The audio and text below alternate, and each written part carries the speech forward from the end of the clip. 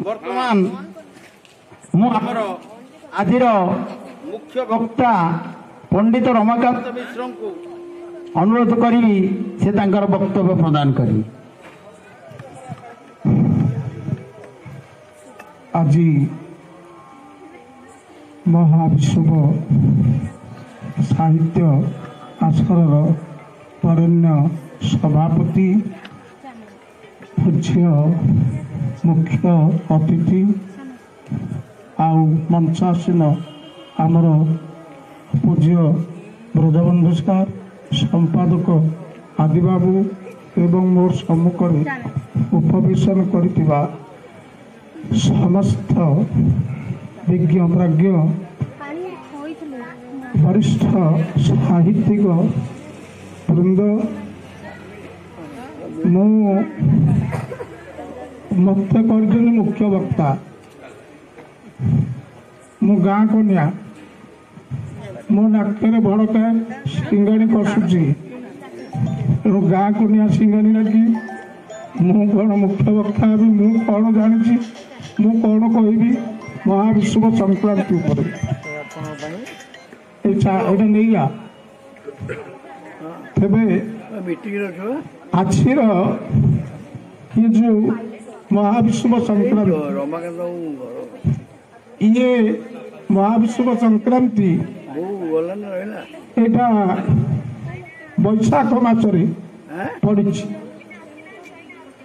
मोर मन पड़ुची गोटे लोकगीत लोकगीतटा कौन चैत्र पणा चाषी हुए बणा बैशाख चंदन जात ज्येष्ठरे स्नान मंडपे विजय प्रभु श्री जगन्नाथ चैत्र मासरे ये पणा संक्रांति पड़े ए वर्ष बैशाख मासरे पड़ी या महाविश्व संक्रांति कह जाए यार कारण कौन आपण मैंने कविता माध्यम भाषण माध्यम बहुत कथा कहते मैं अधिका किसी कहवाक जाऊनी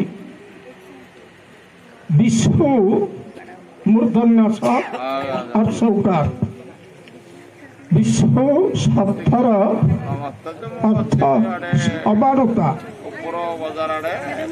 आछि ऊर्जा विश्वरेखा उपरे ऊर्जंकर अवस्थिति पृथ्वी गोलकर जो काल्पनिक विश्वरेखा तार 0 डिग्री रे आज सूर्य अवस्थान करिसंती सुमेरु उमेरु या माने उत्तर और दक्षिण दुई पटकू अमान दृष्टि सूर्यंकर आज रही आज दिनर परिमाण जी रातिर परिमाण होची सेतिकी दिन राति उभयर समानता आज रही दिन जी समय राति सेतिकी समय ये जो सूर्य देवता सी तो एमती पृथ्वी चारिपटे बुलुची संक्रांति सूर्य आ पृथ्वीर जो घूर्णन होची ये दिन को डिग्री 30 दिन ये 30 डिग्री सूर्यंकर गति हो 30 डिग्री यहीपरी 6 मासरे 180 डिग्री आउ 6 मास आउ 180 डिग्री एमती केते 360 डिग्री या माने वर्षक 360 दिन आपण जानतु पृथ्वी एवं सूर्यंकर गति को नहीं संक्रांति आमर गणना करा जाउची 12टा संक्रांति 12 संक्रांति रे आपण 30 डिग्री नेले वर्षक हब 360 दिन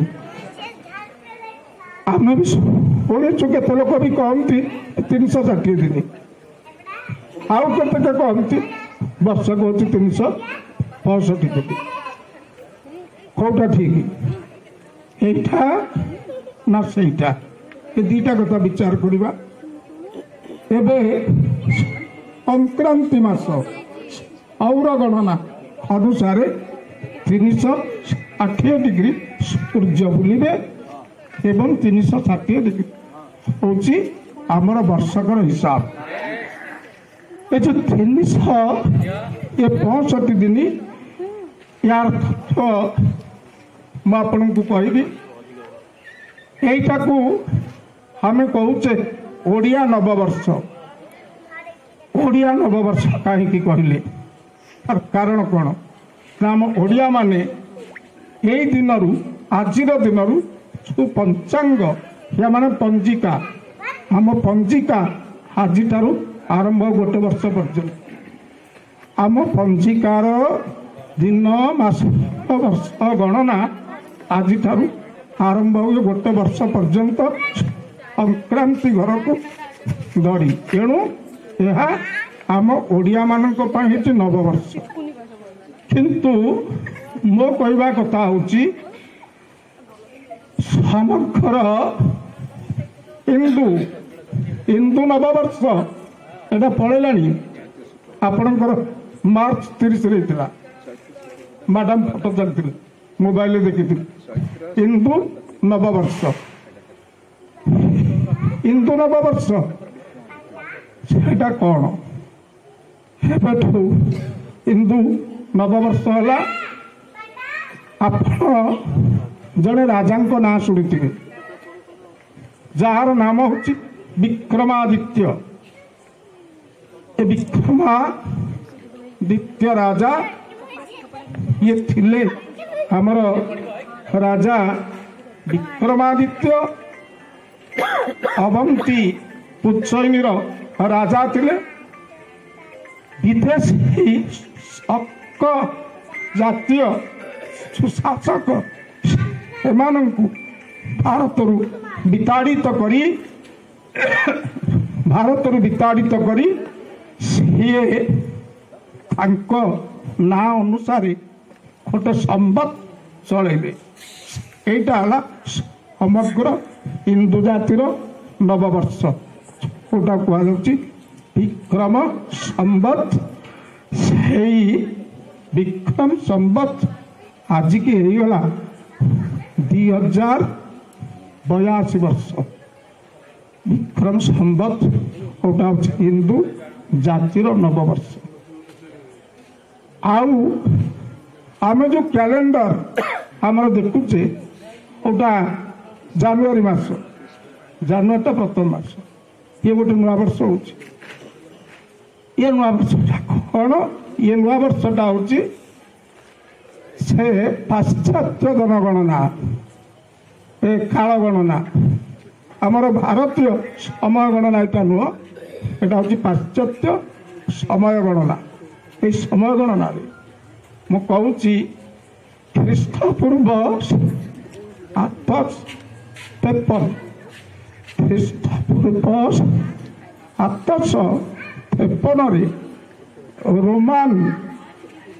ରୋମାନ ମାନେ ବା ରୋମର ସୂଚନା ଠାରୁ এই ନବବର୍ଷ ଆରମ୍ଭ ହେଇଥିଲା। ଏବେ ଯେଉଁ କ୍ୟାଲେଣ୍ଡର ଆମର ଚାଲିଛି, ଇଏ କ୍ୟାଲେଣ୍ଡର ବହୁତ ଖଡ଼ିସନ୍ଧି ଦେଇକରି ହେଇଛି। এইটা ରୋମାନର ସୂଚନା ଠାରୁ ଆରମ୍ଭ। ସେତେବେଳେ ରୋମାନ ବର୍ଷ ଥିଲା 304 ଦିନ। ରୋମାନ ବର୍ଷ ଆଜି ଯେଉଁଟା ଆମର 365 ଆରମ୍ଭ ହେଇଥିଲା 304 ଦିନ ଏବଂ ତାର ସମୟ ଥିଲା 10 ମାସ। ତାପରେ এটা ହେଲା କ'ଣ? ଖ୍ରୀଷ୍ଟପୂର୍ବ 46, ଖ୍ରୀଷ୍ଟପୂର୍ବ 46ରେ ଜୁଲିୟସ୍ ସିଜର ଶାସକ, ଆପଣ ଇତିହାସରେ ନାଁ ଶୁଣିଥିବେ। ଜୁଲିୟସ୍ ସିଜର 10 ମାସରେ ଆଉ ଗୋଟେ ମାସ ଆଡ଼ କଲେ, ନିଜ ନାଁ ଜୁଲିୟସ୍ ଏଇ ଜୁଲିୟସ୍ ଜୁଲାଇ ନାଁକୁ ରଖିଲେ ଜୁଲାଇ ନାଁକୁ ରଖି 11 ମାସ କଲେ ବର୍ଷ। ଆଉ ଏଇ ଯେଉଁ 11 ମାସର ବର୍ଷ ହେଲା ଏଇ 11 ମାସ ବର୍ଷର ଦିନ ଅବଧି ହେଲା 455 ଦିନ ଗୋଟେ ବର୍ଷ 11 ମାସ ଏବଂ 455 ଦିନ ହେଲା ସେ ବର୍ଷ। ଫଳରେ ପ୍ରାୟ ଖ୍ରୀଷ୍ଟପୂର୍ବ ଏଇଟା 455 ହେଲା। ତାପରେ ଇଏ 11 ମାସ ଗଲା।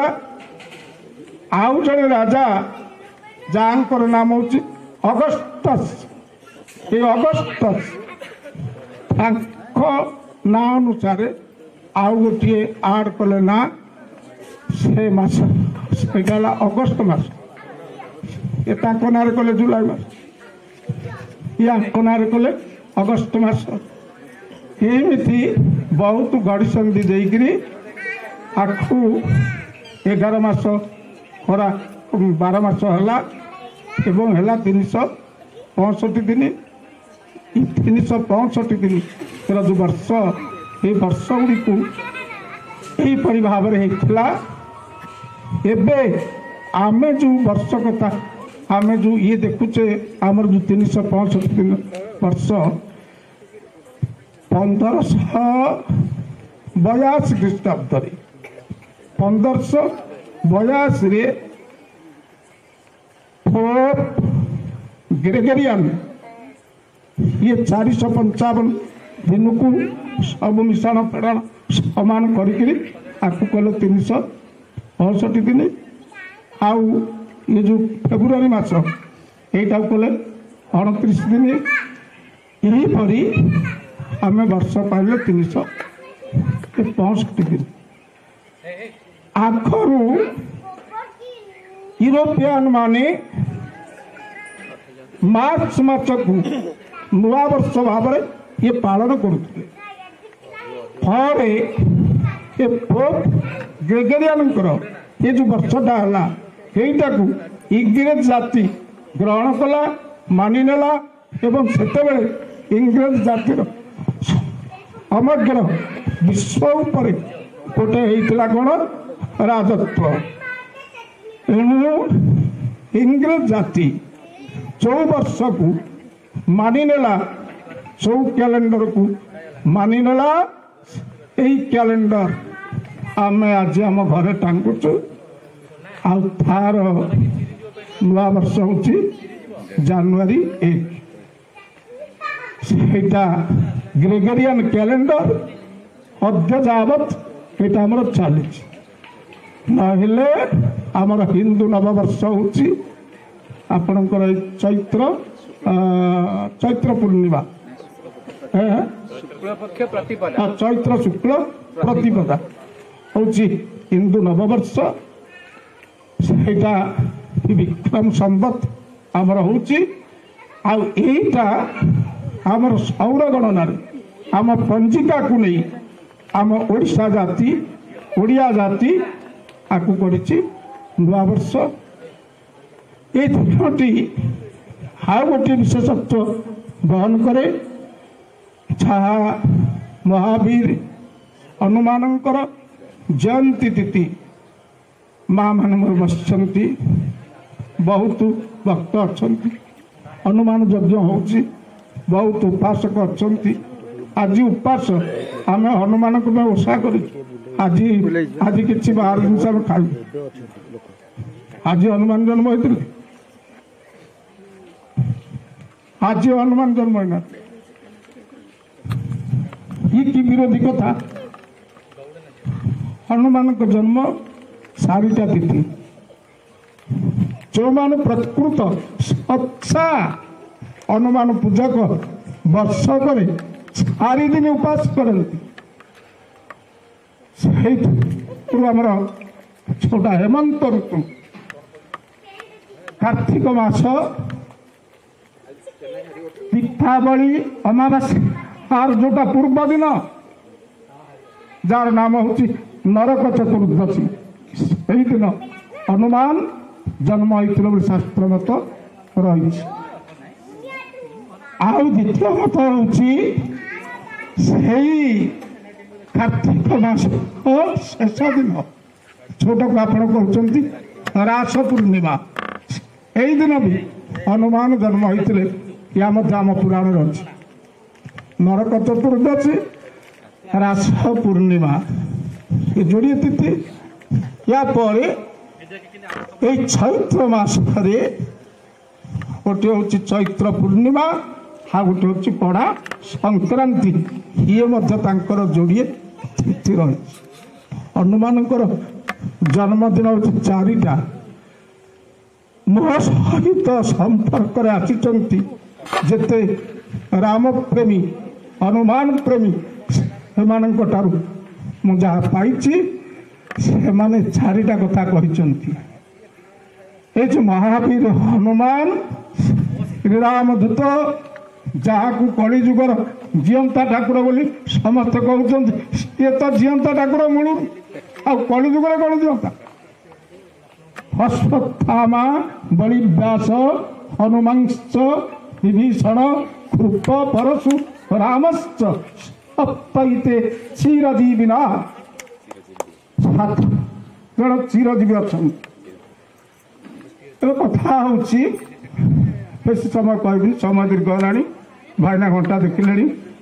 ଏ ସଭାପତି ହେଇକରି ମୋତେ ଘଣ୍ଟା ଦେଖିବେନି, ଆଉ କିଏ ସଭାପତିରୁ ତାଙ୍କର ଘଣ୍ଟା ଦେଖା। ହଉ ହଉ ହଉ ଭାଇନା ଛାଡ଼ି। ତେବେ ଏଇ ଯେଉଁ ହନୁମାନଜୀ, ୟାଙ୍କର ଜନ୍ମ ବି ବିଭିନ୍ନ ପୁରାଣରେ ବିଭିନ୍ନ ପ୍ରକାର ବର୍ଣ୍ଣନା କରାଯାଇଛି। ଟିକେ ସୂଚନା ଦଉଛି। ହନୁମାନ ଯେତେବେଳେ ଜନ୍ମ ହେଲେ, ଆଠାରୁ ଜନ୍ମ ହେଲେ, ଗୋଟେ ବାନରୀ ମାଙ୍କଡି ତାର ପୁଅ ହେଉଛନ୍ତି ହନୁମାନ। ଏ ମାଙ୍କଡି କିଏ ନା ତାର ଅଞ୍ଜନା। ଅଞ୍ଜନା କିଏ? ଅଞ୍ଜନା ଇଏ ବାଲ୍ମୀକି ରାମାୟଣ, ସଂସ୍କୃତ ରାମାୟଣ ଅନୁସାରେ ଅଞ୍ଜନା ହେଉଛି କିଷ୍କିନ୍ଧାରେ ଜଣେ ବାନର ରାଜା ଥିଲେ। ନାମ ତାଙ୍କର ହେଉଛି କୁଞ୍ଜର।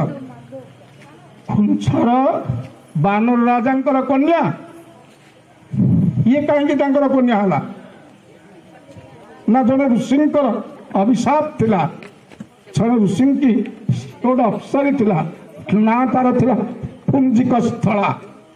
ଏ ଅପ୍ସରୀ ନାଁଟି ଥିଲା ପୁଞ୍ଜିକ ସ୍ଥଳା।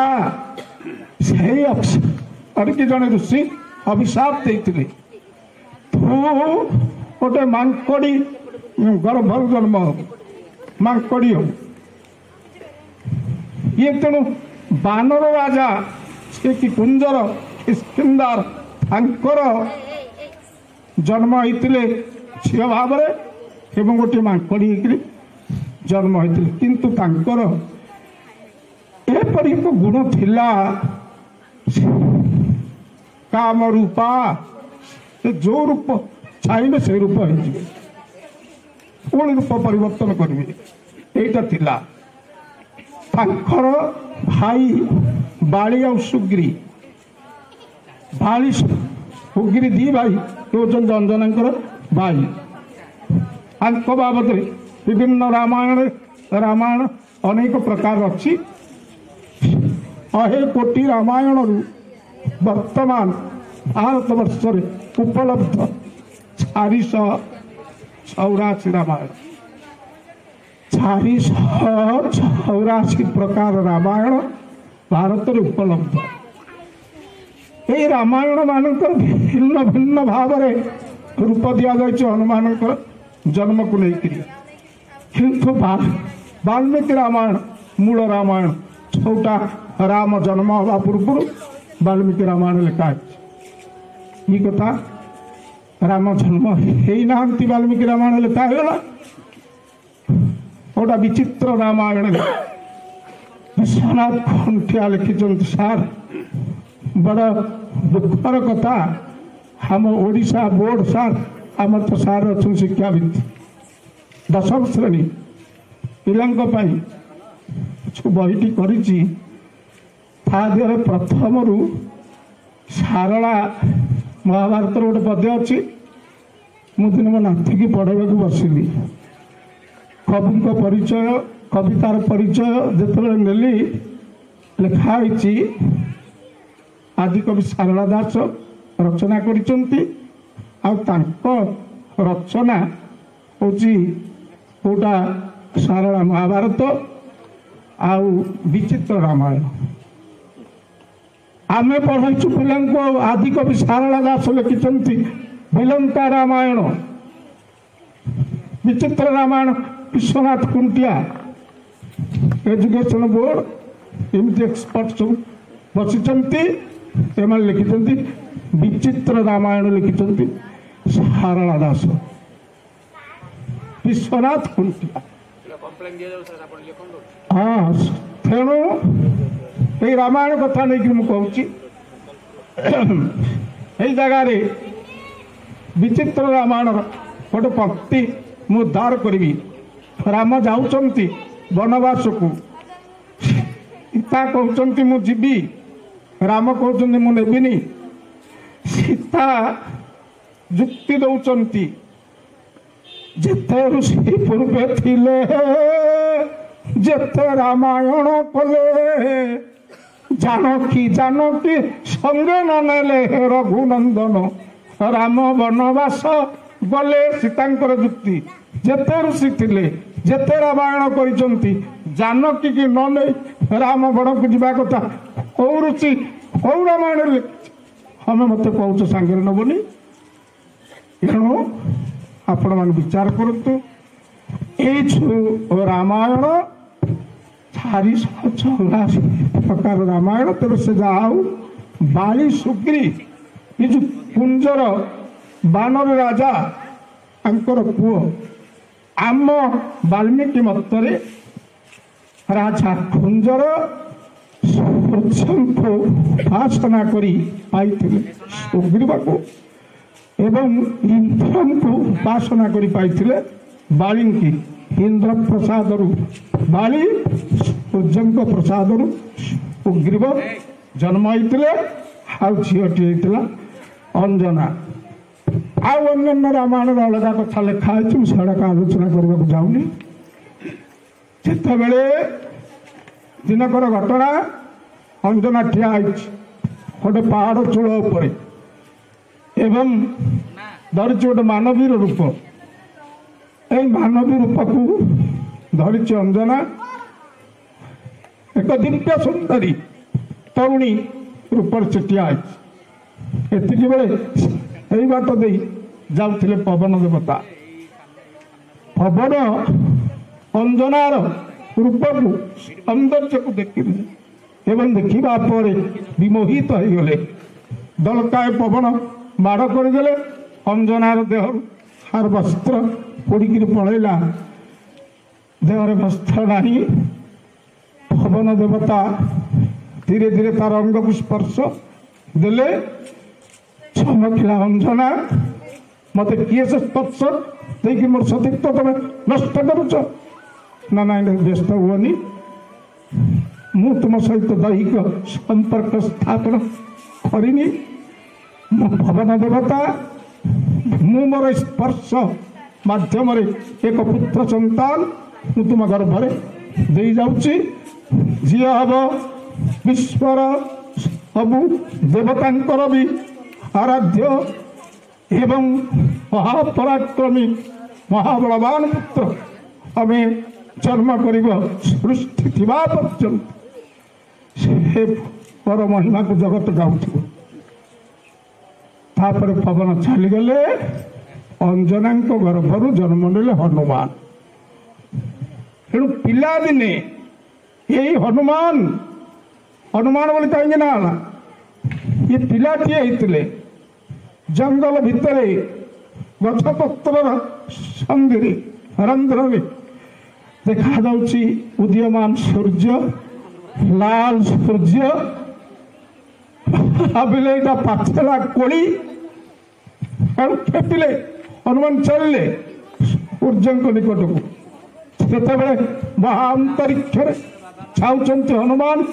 ସୂର୍ଯ୍ୟଙ୍କର ନିକଟବର୍ତ୍ତୀ ହେଲେଣି। ସୂର୍ଯ୍ୟଙ୍କର ପ୍ରଚଣ୍ଡ ଉତ୍ତାପ ତାଙ୍କର କିଛି କ୍ଷତି କରିପାରୁନାହିଁ। ସେତିକି ବେଳେ ଦେବରାଜ ଇନ୍ଦ୍ର କହିଲା, ରେ ଇଏ ମାଙ୍କଡ଼ଟା ପୁଣି କିଏ? ଇଏ କ'ଣ ପଳେଇ ଆସିଲାଣି ସୂର୍ଯ୍ୟ ପାଖକୁ? ବଜ୍ର ପ୍ରହାର କଲେ। ଏଇ ଜାଗାଟାକୁ କହନ୍ତି ହନୁ। ଏଇ ପର୍ସନଟାର ନାଁ ହେଉଛି ହନୁ। ଏ ବଜ୍ର ହନୁରେ ଲାଗିଲା। କାହାର? ନା ହନୁମାନଙ୍କର। ଆଘାତ ପାଇଲେ, ମୂର୍ଚ୍ଛିତ ହେଲେନି, ସମ୍ଭାଳି ଗଲେ। ତାପରେ ଏ ପବନ ଦେବତା ଟିକେ ଅନଶନ କଲେ। ଦେବତା ମାନେ ତାଙ୍କୁ ବୁଝେଇଲେ, ଇନ୍ଦ୍ରଙ୍କୁ ବୁଝେଇଲେ।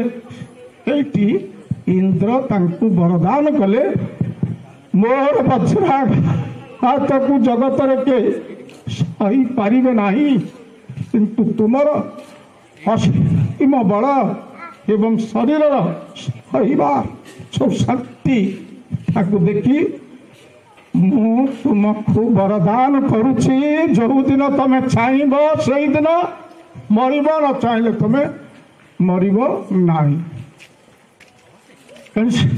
ଏଇ ଦିନ ଠାରୁ ହନୁମାନ ହେଇଯାଇଛନ୍ତି। ହନୁମାନ ହେଇଯାଇଛନ୍ତି କ'ଣ ନା ଦୀର୍ଘଜୀବୀ ଏପର୍ଯ୍ୟନ୍ତ ଅଛନ୍ତି। ତେଣୁ ମୁଁ ଆଜି ଆଉ ଅଧିକା କିଛି କହୁନି। ଏହିପରି ଭାବରେ ଏଇ ମହାବୀର ହନୁମାନଙ୍କର ଆଜି ହେଉଛି ଜୟନ୍ତୀ ତିଥି। ଆଜି ତାଙ୍କର ଜନ୍ମଦିବସ। ତାଙ୍କର 4ଟା ଜନ୍ମଦିନ କଥା ମୁଁ କହିଲି। ଆଉ ଏ ଯେଉଁ ବର୍ଷ ଗଣନା, କାଳ ଗଣନା, ଏଗୁଡ଼ାକ ବହୁତ କଥା ଅଛି। ଆପଣ ଜାଣିଛନ୍ତି ବର୍ତ୍ତମାନ ସୃଷ୍ଟି ଯେବେଠୁ ଆରମ୍ଭ ହେଲା, କେଉଁଠୁ? ଆମ ପୁରାଣ ଗଣନାରେ ଯେବେଠୁ ସୃଷ୍ଟି ଆରମ୍ଭ ହେଲା, ଆଜିକି କେତେ ବର୍ଷ ହେଲା? ସୃଷ୍ଟିର ଆଜିକି କେତେ ବର୍ଷ? ବିଧାତା ଯେଉଁ ସୃଷ୍ଟି କଲେ